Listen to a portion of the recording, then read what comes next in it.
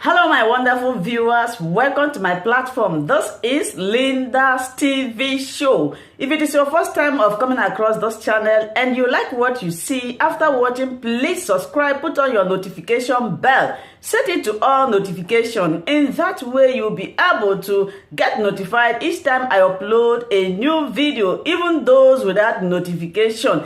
Here we react to all forms of videos, international and local. Every Saturday by 2 p.m. we have our interaction section. You are free to call in to air your opinion about the happenings in our society. Invite your friends, share my videos with your families and colleagues. Do not keep this information to yourself. Myself, I will be sitting down here to watch this video together with you from the beginning to the end. Then we'll go to the comment section and leave our comment, our opinion about the video we watch constructively. By then, the pension had not been worked out. So there was no money. After Zeriba gave us very good reception. And then he gave us paper to sign. That whoever is brought out from among us, the others should support him.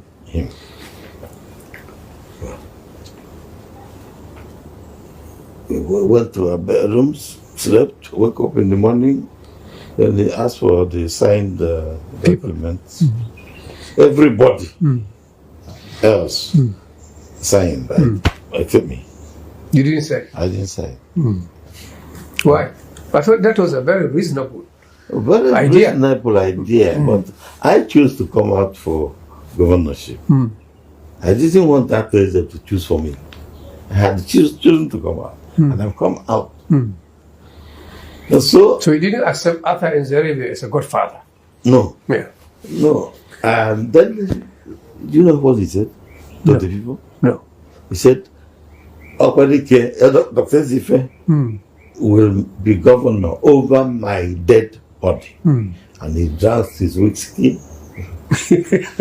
My chairman, my party chairman for my area, local government, came back from Arthur Nzeribe, very furious.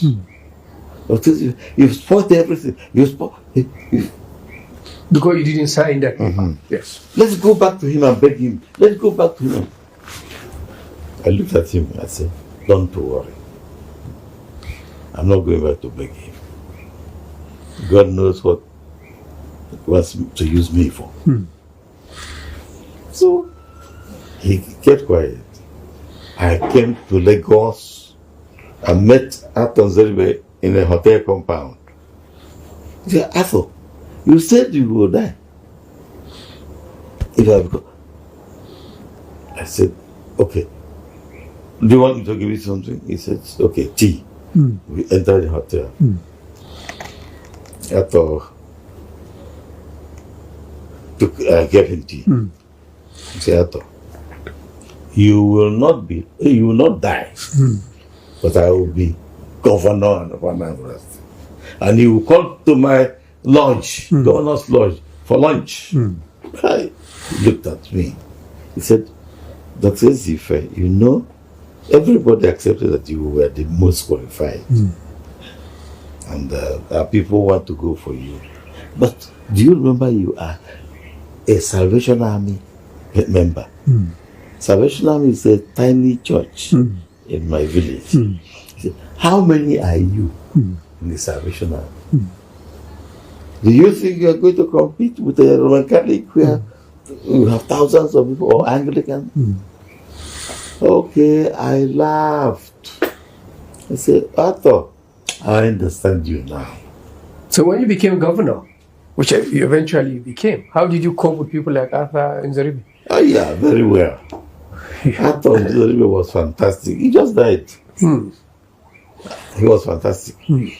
When my elder brother died, Arthur Nzeribe brought a big truck with drinks and food, etc., and served the people by himself. When you were governor? Yes.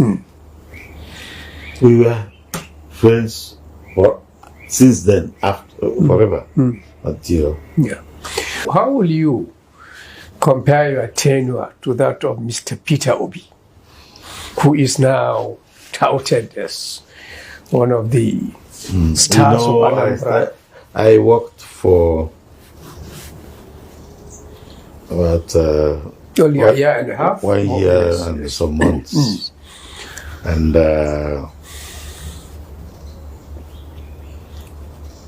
many people who could think, who knew. Because I called all those who planned for BIAFRA science. And they gave me plan for agriculture, plan for industry. That's where people are saying I plan. Yes. Yes, most of those advanced things. You are planning for the future. I didn't implement. But if you come to roads, I built more roads than any other governor. If practical jobs, I did a lot of them. But I wasn't talking. Yeah. Because I thought I was really going to. Yeah, you have more time ahead. Yes. But did you save money like Peter Obi? I saved more money than he did. And it was, I'm sorry you are asking, because I was famous for having saved money. Left a lot of money. And then it was not like Peter Obi's time. What I saved was 400 million. Of those days. And it was unheard of. Peter saved 75 billion. But that was decades after me. So let me tell you something about Peter. I am a proud man. I believe nobody can say Peter Obi is better than myself in one respect. He is more economical. And he made a statement, he lived by it. Public money must be used for public welfare. Public money must be used for public welfare. And he lived by it. Let me tell you how I know. When I was governor, I had people who carry my bags. I'm a governor, so I have to work without bothering myself with carrying my bag. You got your walking stick too. Yeah. But long years after I became governor, after I left governorship, and saw Peter at the Enugu airport, he was carrying his own baggage. And that was unusual. He was the only governor I saw carrying his own bag. He was very economical.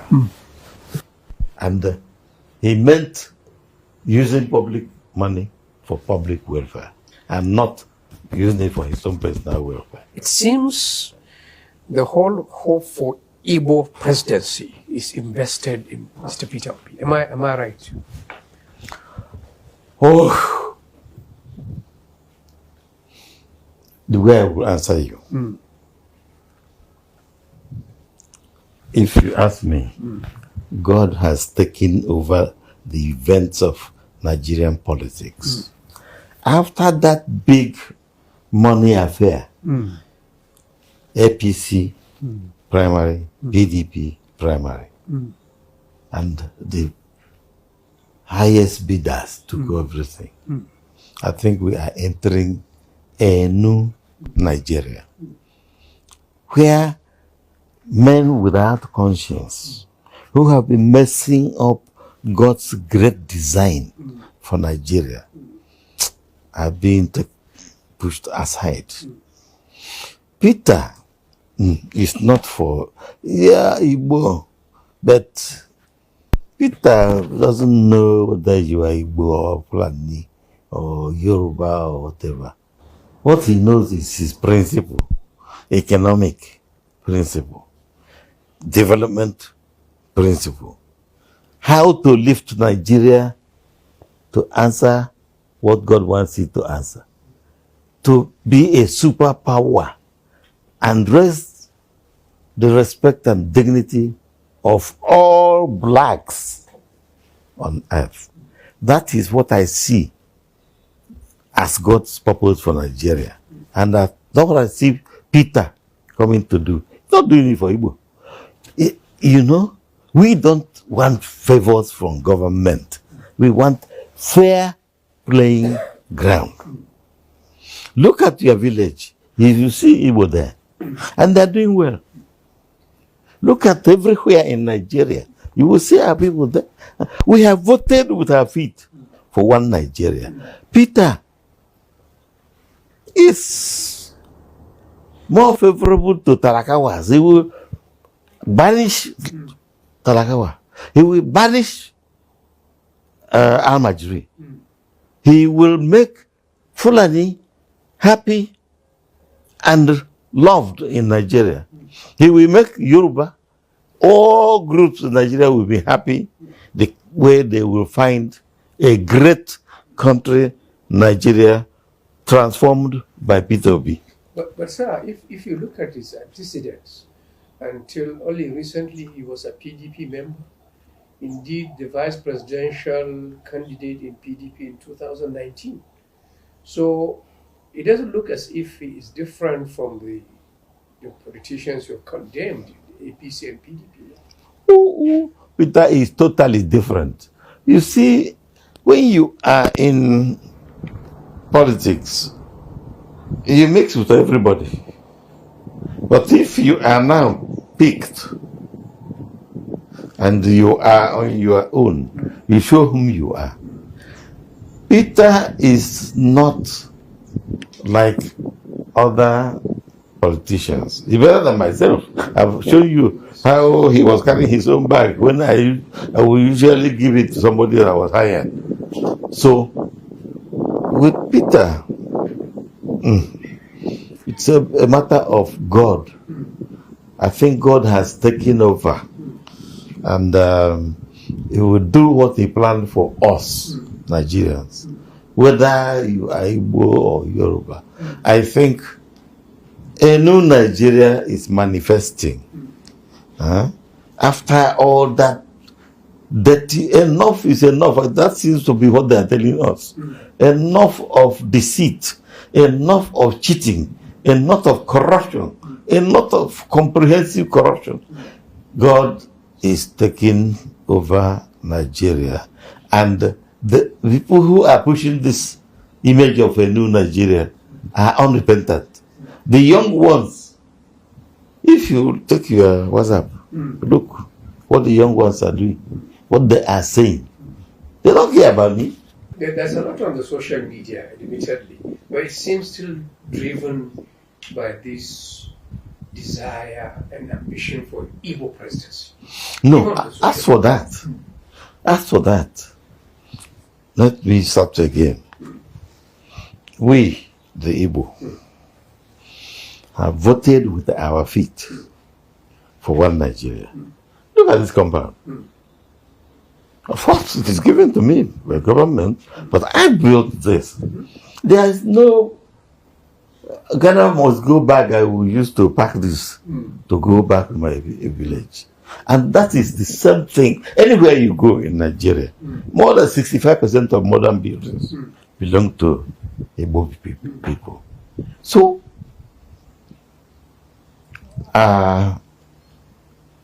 why shouldn't we be part of the politics?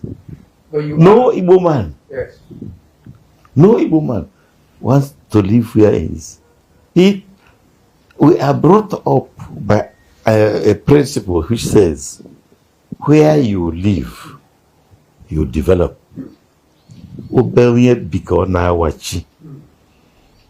So, all of us, I don't know the exceptions except the thieves who like money more than the truth. Otherwise, all of us, everywhere you go in Nigeria, we make home of it. A home, not a home by pretense. What you don't have in your house there, you've tried to put it where you are living. So, I want you to go to details in whatever you want to get out. Because I am not a rare Igbo man. I'm just typical. And the way I feel for you, for him, is the way I feel for anybody. So it suggests a kind of passionate belief in the need for the Igbo. They have to be president. Why? Otherwise, the question I'm asking you is, why not? You have just listened to me. The Igbo are the people who make Nigeria look like a nation. Because everywhere you go, you see them. Now, they're not as monopolized executive power at national level. That is presidency. The Igbo had spent only 6 months as executive power holder in Nigeria.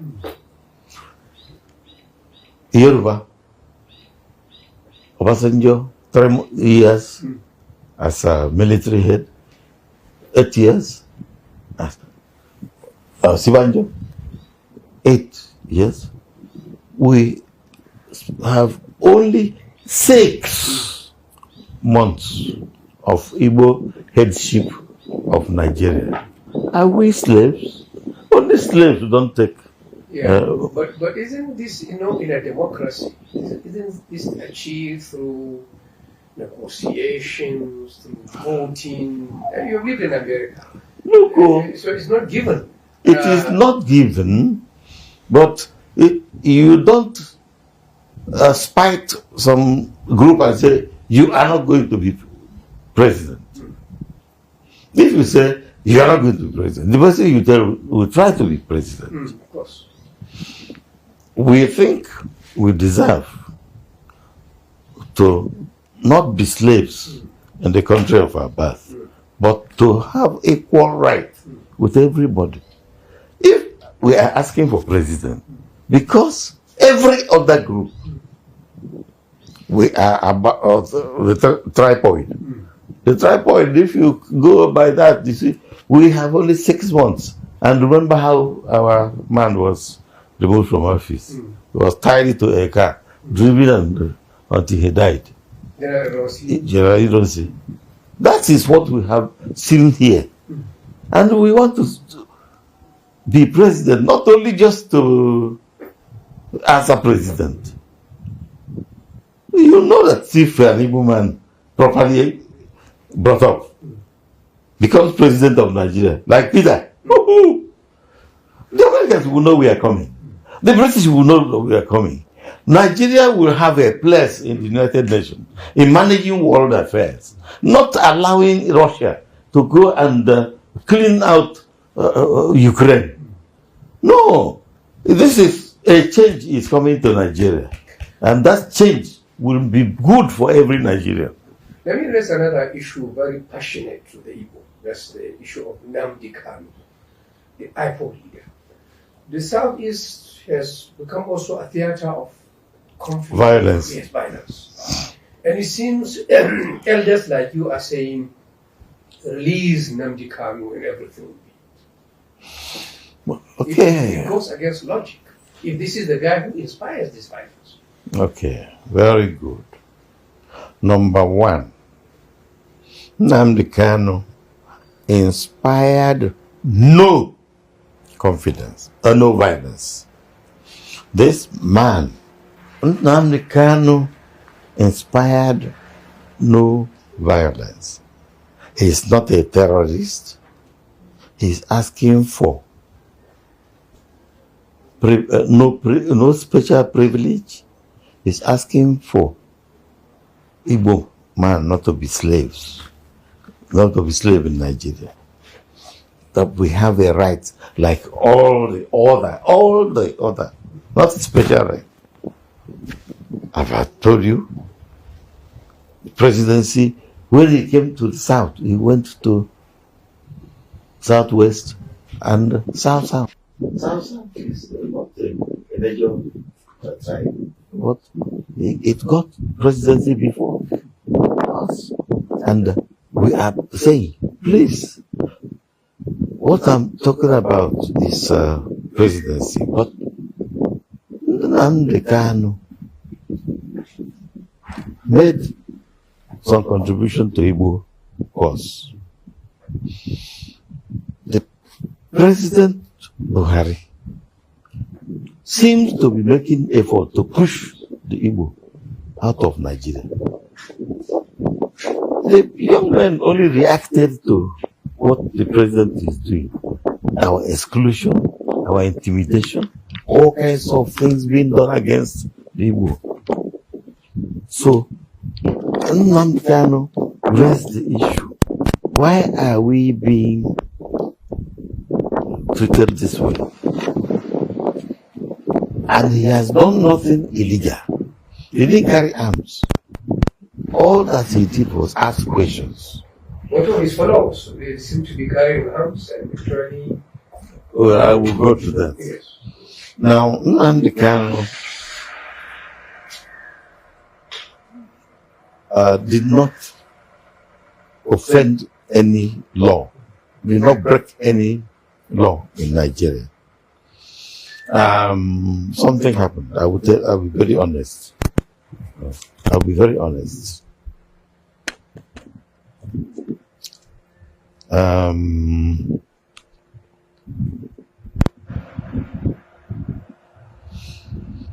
You look, if I take time now to tell you what has been done against my people, that's NIA.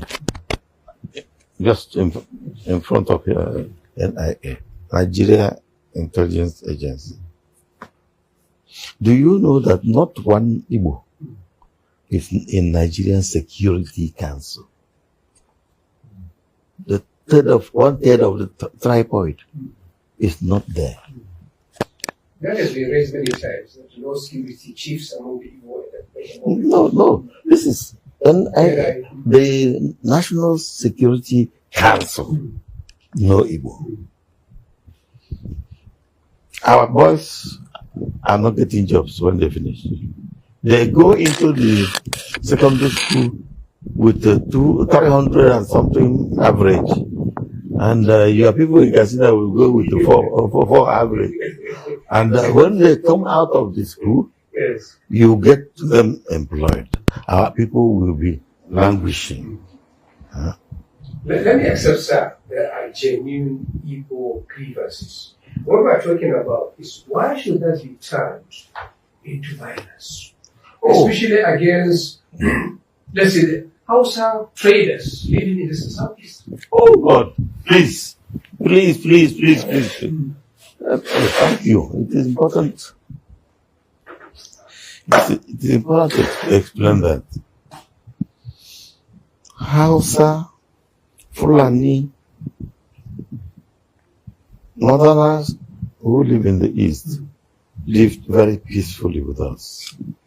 I was governor, and every event, the Hausa committee will come to mind. I'm talking about recently, sir. I'm trying to tell you something. Ordinary people being attacked. I'm telling you what happened. Yes. So, eventually,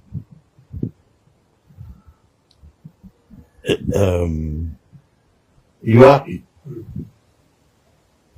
brought in other nationalities into Nigeria. And those other nationalities are criminals, they are bandits, they are thieves. Some of them we call headsmen, they are not headsmen. So these people came, rape, without kill, and take a cow to cassava plantation, yam plantation.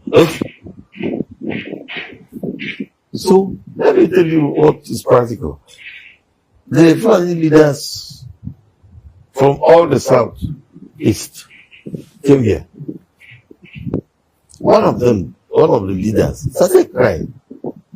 He showed me pictures of his children killed and cut up. And he spoke Igbo to me. I told me that others killed, even those who are killed, we are speaking Igbo. These are people with whom we are one. Came back, started killing our people. Who are you going to if I begin to knock this on your head, won't you defend yourself?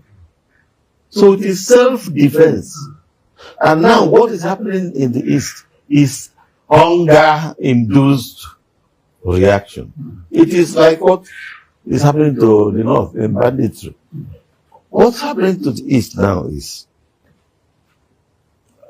Nnamdi Kanu brought a peaceful movement. Eventually, he made other people realize that we have something to say. May 30th of 2 years or 3 years ago, he said, stay at home. And we stayed at home. And people said, oh, Nnamdi Kanu is such a boss that he did nothing wrong. I've been unable to stay with him and talk with him. We planned a meeting, but Federal Army went to his house, killed people, and he escaped narrowly. So now we are begging Buhari to release Nnamdi Kanu. Ask us for the undertaking that he will not turn violent. Because we are suffering now. Do you know what is happening in the East? One day, a businessman stays home. And all over the place, people are suffering. No food. Stay home. But his reply to you is that the law should take its course. No. What law? What? I mean, what law has he broken? Even a court, high court somewhere, told the government to pay him for desecrating his rights. Now, there's no point. The truth must be told if we are to get away from any problem. Nnamdi Kanu has never been a terrorist, has never been a criminal. Well, you may not like it when he talks, but he has not done anything against the laws of Nigeria. And when we went to president, I was among those who went. We just laid it down as it was, and the president told us he will consider the presentation. And we went asking people who know him, who know his reaction. And they told us he was serious. Because the truth came out. So were you disappointed that he now sort of no, went back on that stance? Mr. President is president of the whole country. He has to deal with many kinds of people. I got a message that this man was to be released with Igbo of the Yoruba. But after when I was told both of them will be released, I heard only Igbo was released. So some people go back to plead with the president. Don't do this. Leave him. Let him suffer there. So I don't know. You know, I was not speaking in favor of secession. Most Nigerian, Igbo people who are educated know that this country is better for us. Thank you so much, my wonderful viewers, for watching this video together with me from the beginning to the end. Like I said before, if you like what you see here, if you like what I do in this platform, as you have finished watching this video, please hit that red button that says subscribe and put on your notification bell to all notification. In that way, you'll be able to know when I upload a new video. Share my videos, leave your comments in the comment section constructively. Until I meet your way again in my next video, I still remain your Linda's TV show. Bye-bye.